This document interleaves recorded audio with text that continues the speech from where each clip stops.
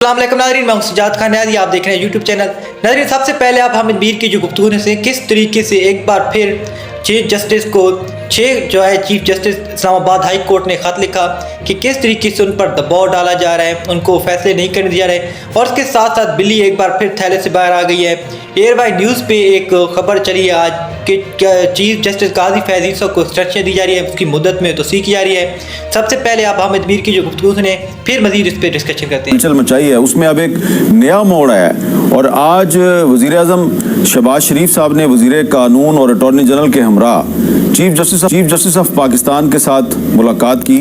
और उस मुलाकात के बाद वज़ीर कानून आज़म नज़ीर तारड़ साहब ने प्रेस कॉन्फ्रेंस में ऐलान किया है कि चीफ जस्टिस के साथ मुशावरत के बाद हुकूमत जो है वो वफाकी काबीना की मंजूरी से एक कमीशन ऑफ इंक्वायरी इस्टेब्लिश करेगी। और वो कमीशन जो है वो इस्लामाबाद हाई कोर्ट के 6 जजेस की जो शिकायत हैं वो उसकी इंक्वायरी करेगा।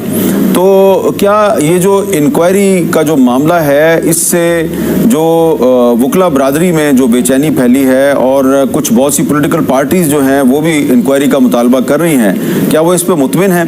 तो इस पर बात करेंगे हम पाकिस्तान तहरीक इंसाफ के चेयरमैन जनाब बैरिस्टर गौर खान साहब के साथ। गौर साहब, ये जो हुकूमत ने फैसला किया है कि जजेस का जो ख़त है उसमें जो शिकायत हैं उसकी इंक्वायरी के लिए कमीशन बनेगा, तो आप इससे मुतमिन हैं? मीर साहब, थैंक यू। पहली बात तो ये है कि ये ख़त गवर्नमेंट की तरफ नहीं गया था और ना ही गवर्नमेंट को एड्रेस किया गया है, बल्कि जजेस की अगर ग्रीवियंसेस है तो वो गवर्नमेंट ही के ख़िलाफ़ है। और जो भी महकमा है, चाहे वो इंटेलिजेंस इदारा है या कोई भी पुलिस है, वो सारे गवर्नमेंट के अंडर आते हैं। जज साहिबान ने जिस तरीके से और जिन वक़ूअ का जिक्र किया था और ख़ासकर उनके साथ ख़ुद हुआ है, जिस तरह उनके अपने बेडरूम के साथ है या उनके ब्रदर इन लॉ के साथ हो रहा है और जो लोअर जुडिशरी के साथ है, तो ये पूरी चार्जशीट है और ये उन्होंने एक प्रॉपर फोरम में भेजा है। और ये मैटर सिर्फ और सिर्फ सुप्रीम कोर्ट के ने देखना है। और हमने मुतालिबा भी किया है कि सुप्रीम कोर्ट फुल कोर्ट बैठ करके इस मैटर को देखे।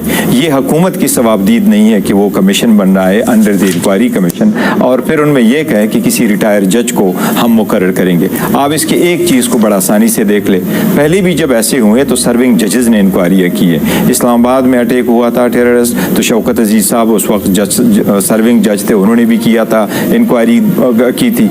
काजी फैज़ा साहब खुद उन्होंने क्वेटा में कर दी थी। और सबसे बड़ी एग्जांपल जो है वो सुप्रीम कोर्ट के मेमो गेट केस है। मेमो गेट में सुप्रीम कोर्ट के पास एक ईमेल ही आई थी और ईमेल पे उन्होंने इंक्वायरी करके कमीशन बनाया और 3 हाई कोर्ट के जजेस ले लिए और उनको कहा आप आफ्टर, और ये काजी फैज़ा साहब खुद उसको हिट कर रहे थे।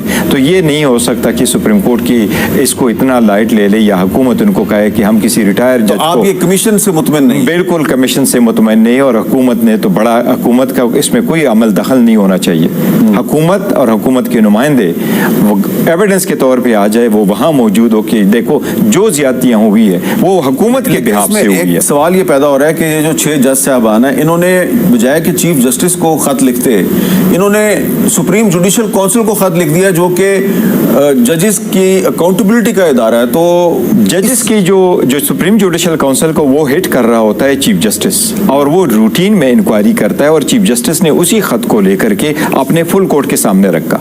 आज उम्मीद करते हैं कि उसका कोई एलामिया आएगा, अभी तक एलामिया नहीं जारी हुआ है, लेकिन कल जो सुप्रीम कोर्ट ने उसको सामने रखा है, so now it is in the domain of supreme court. Supreme court के सामने वो जज साहिबान फाइल करते तो वो खुद पिटिशनर बनते वो आर्टिकल 184। लेकिन सुप्रीम कोर्ट के पास ये जो मैटर आया है कि आप उनको देखे, अगर जज मिसकंडक्ट करता है वो भी उधर आता है, लेकिन अगर कोई जज के साथ ज्यादतियां करता है तो जज भी अपना रिपोर्ट वहां सबमिट करा के कह सकता है कि आप इसकी इंक्वायरी करें। तो सुप्रीम कोर्ट के लिए लाजिम है कि मेमो गेट स्टाइल पे कमीशन हो या सुप्रीम कोर्ट खुद 184(3) में सुप्रीम कोर्ट की जजमेंट है कि हम इंक्विजिटोरियल है, हमारे ज़रूरी नहीं है कि हमारे ऊपर किसी का इल्ज़ाम लगाओ, हम किसी भी हद तक जा सकते हैं, हम किसी भी फॉर्मेट को उठा सकते हैं और हम प्रोसीड कर सकते हैं। जिस तरीके से इन्होंने इवन असगर खान के केस में डिटेल में देखा था, एफिडेविट मंगवाई थी, तो सुप्रीम जी। तो नाज़रीन, आपने ये वीडियो देखे किस तरीके से हामिद मीर बता रहे हैं और सबसे बड़ी जो आज ब्रेक एयर बाई न्यूज़ पर शेयर हुई है जिसमें ये बताया गया कि जस्टिस काजी फैज़ ईसा को इंस्ट्रक्शन दी जा रही है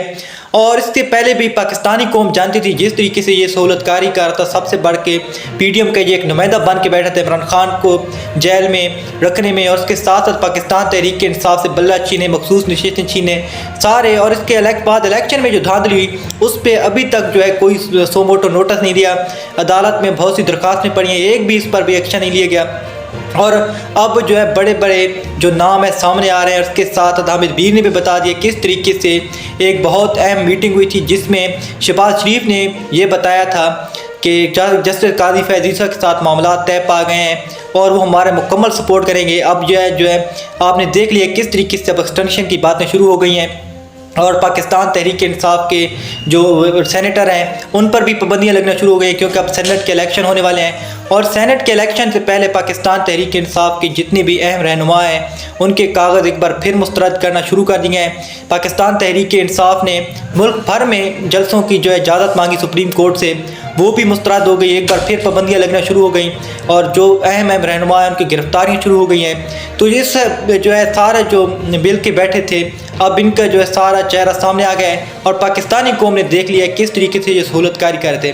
ناظرین اس ویڈیو کے بارے میں آپ کیا کہنا چاہتے ہیں کامنٹ سے اپنی قیمتی رائے ضرور دیں، ویڈیو اچھی لگی ہو تو چینل کو سبسکرائب کریں، ویڈیو کو لائک کرنا زیادہ سے شیئر کریں۔ تھینکس فار واچنگ، اللہ حافظ۔